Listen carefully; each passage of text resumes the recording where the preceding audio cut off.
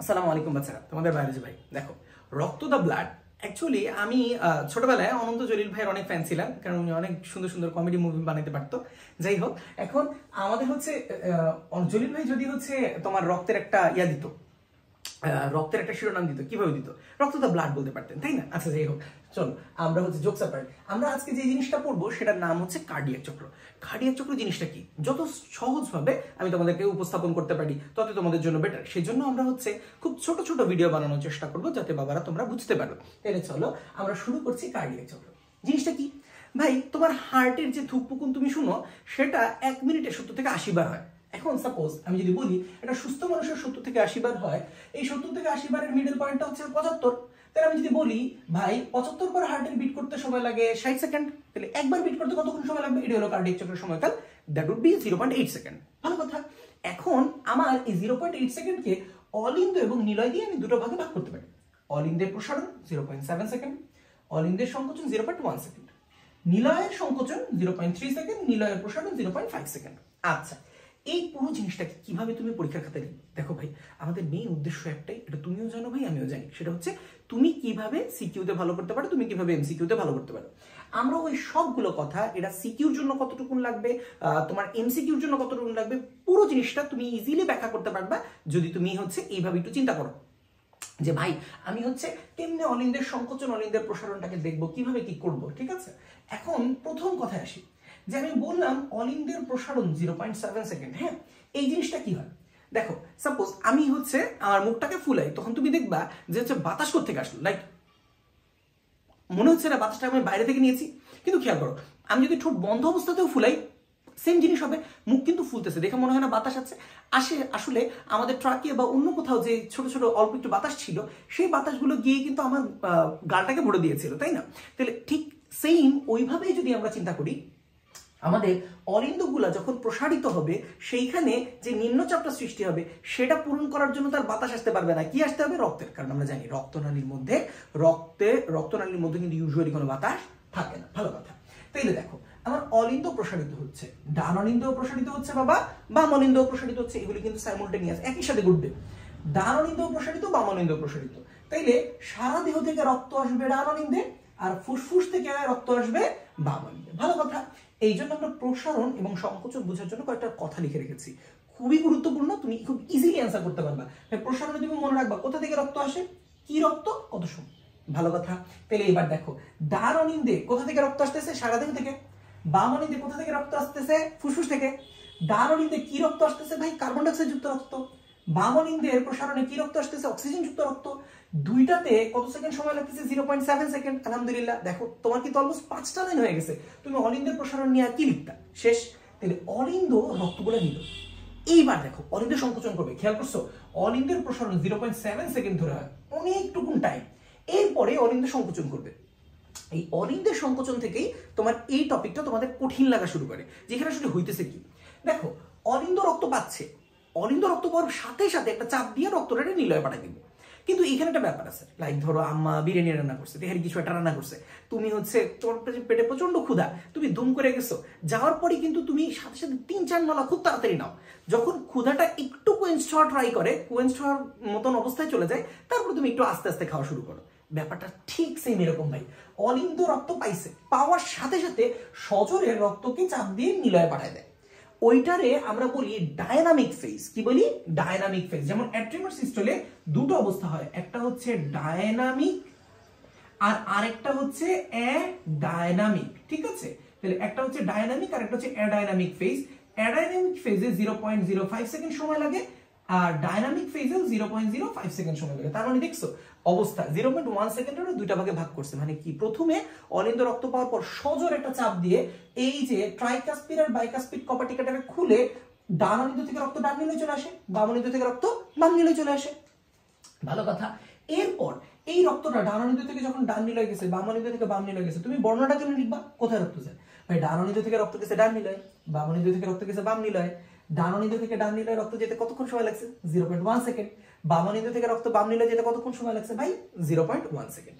তারপর হচ্ছে তুমি এই অলিন্দের সংকোচনের বর্ণনা করলে। আর যদি তুমি খুব ভালো মনে রাখতে পারো আলহামদুলিল্লাহ, তাহলে ডায়নামিক আর অ্যাডাইনামিক যে ফেজটা আছে সেটার কথা বলে দিবা যে ভাই নিলয়ের সংকোচনের শুরুতে তোমার হচ্ছে ডায়নামিক ফেজ হয়, এটা 0.05 সেকেন্ড, আর অ্যাডাইনামিক ফেজ হইলেও ওটা 0.05 সেকেন্ড। ভালো কথা।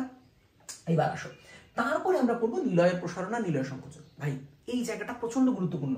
দেখো অলওয়েজ মনে রাখবো, অলিন্দের সংকোচনের সাথে অলিন্দের সংকোচনের সময় নিলয়ের অবস্থা ছিল নিলয়ের প্রসারণ, বাট অলিন্দের সংকোচনের পরপরই যে অবস্থাটা নিলয়ে ক্রিয়েটেড হয় সেটা হচ্ছে নিলয়ের সংকোচন। তাহলে অলিন্দের সংকোচনের পরপর ঠিক নিলয়ের সংকোচন হয়ে যাবে। কারণ কি, দেখো ভাই রক্ত কিন্তু এখানে অলরেডি আছে, তার মানে এবার ডান নিলয় এখন এই রক্তটাকে পাঠাবে ফুসফুসে, বাম নিলয় রক্তটা পাঠাবে সারাতে। আগের মতন সংকোচন আমি কেমন লিখবো, দেখো তোমার লেখার পার্ট শেষ।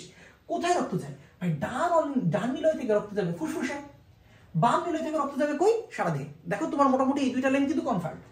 ডান নিলয় থেকে ভাই কি রক্ত যাবে, কার্বন ডাই অক্সাইড যুক্ত রক্ত, বাম নিলয় থেকে কি রক্ত যাবে ভাই, অক্সিজেন যুক্ত রক্ত। শেষ লাইন।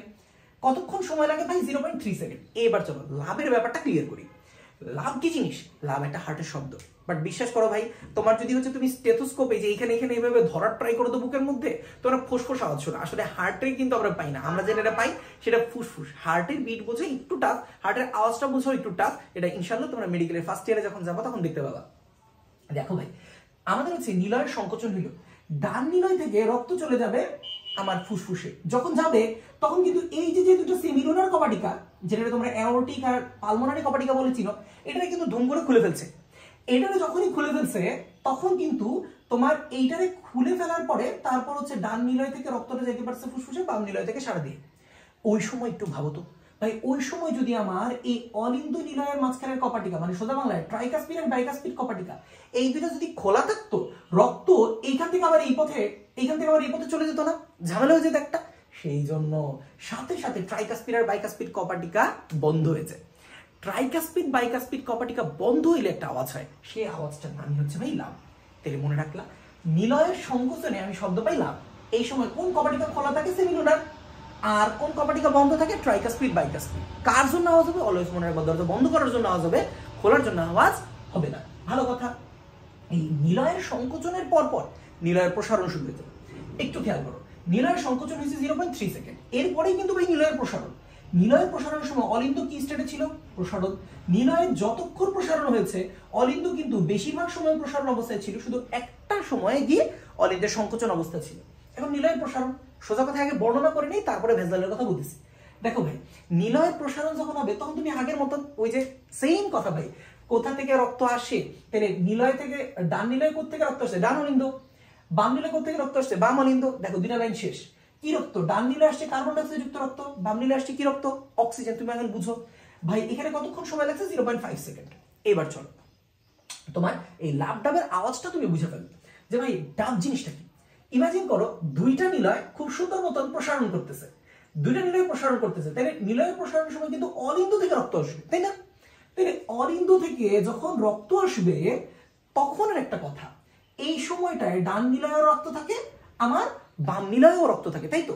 তাহলে ডান নিলয়ে যে বাবা রক্তটা আছে, বাম নিলয়ে বাবা যেই রক্তটা আছে, সেই রক্তটার কথা কি, এই কার্বন ডাই অক্সাইড যুক্ত রক্ত আর এই যে অক্সিজেন যুক্ত রক্ত আসার সময় কিন্তু আমার এই ট্রাইকাসপিড আর বাইকাসপিড কপাটিকাটা খুলতে হয়েছে। দেখো যখন তুমি এরকম স্ট্র দিয়ে কোনো একটা জুস টানো, তাহলে আলটিমেটলি জুসটা তো উপরের দিকে চলে আসে, তাই না? এখন তাহলে তুমি একটু জিনিস চিন্তা করো, তুমি প্রসারণ করতেছো, তার মানে একটা জিনিস টানার মতন না, তাহলে অনিত থেকে রক্ত এসে পড়তেছে। ভাই ইমাজিন করো সেমিলুনার কপাটিকাটা যদি একটু খোলা থাকতো, তাহলে তুমি মহাধমনী থেকে রক্ত নিলয় চলে আসতো, পালমোনারি ধমনী থেকেও কার্বন ডাই অক্সাইড যুক্ত রক্ত নিলয় চলে আসতো। যেই রক্ত একটু আগেও পাঠিয়েছে ওই রক্ত যদি আবার ব্যাক করে, তাহলে ফুসফুসের একটা সমস্যা হবে না, দেহে একটা সমস্যা হবে না। সেই জিনিসটার জন্য আমার ওই সময় নিলয় যখন তোমার প্রসারণ করে তখন এই যে ট্রাইকাসপিড বাইকাসপিড খোলা থাকলে আমার সেমিলুনারে কি করে দিতে হয়, বন্ধ করে দিতে হয়। এই সেমিলুনার কপাটিকাটা বন্ধ হওয়ার জন্যই আমরা আমাদের ক্যারেক্টারিস্টিক ডাব শব্দটা পাই। আশা করি তোমরা বুঝতে পারছো যে তুমি আসলে কিভাবে লিখতা। এখানে বইয়ের মধ্যে আরেকটা ছোট্ট কঠিন কথা আছে, ওটা বলে নেই, তারপর আমরা শেষ করে দিব। দেখো বইয়ের মধ্যে লেখা, দেখো এই যে নিলয় যখন প্রসারণ করে, নিলয় প্রসারণের সময় ডান অলিন্দ থেকে কতটুকু রক্ত আসে, বাম অলিন্দ থেকে কতটুকু রক্ত আসে, এই কথাটা কিন্তু বোঝা আছে। দেখো এই যে যখন অলিন্দ সংকোচন করতেছে, একটু খেয়াল করলে দেখবা ভাই এই চিত্রের মধ্যে ডান অলিন্দ তোমার হচ্ছে যতটুক, ডান নিলয়টার কিন্তু সাইজ একটু বড়, বাম অলিন্দ যতটুক, বাম নিলয়ের সাইজ কিন্তু তার একটু বড়। তাহলে এই ডান অলিন্দ থেকে ডান নিলয়, বাম অলিন্দ থেকে বাম নিলয় যখন রক্ত আসে, তখন সব রক্ত অ্যাকচুয়ালি আসে না। কারণ দেখো এই অলিন্দের প্রসারণটাই কিন্তু বেশিরভাগ সময় থাকে। অলিন্দের সংকোচনের সময় তোমার ভেন্ট্রিকলে যে রক্ত আসে সেটা হলো মোট রক্তের অলমোস্ট 10% মতন। নিলয় যে রক্ত পায় তার অলমোস্ট 10% মতন।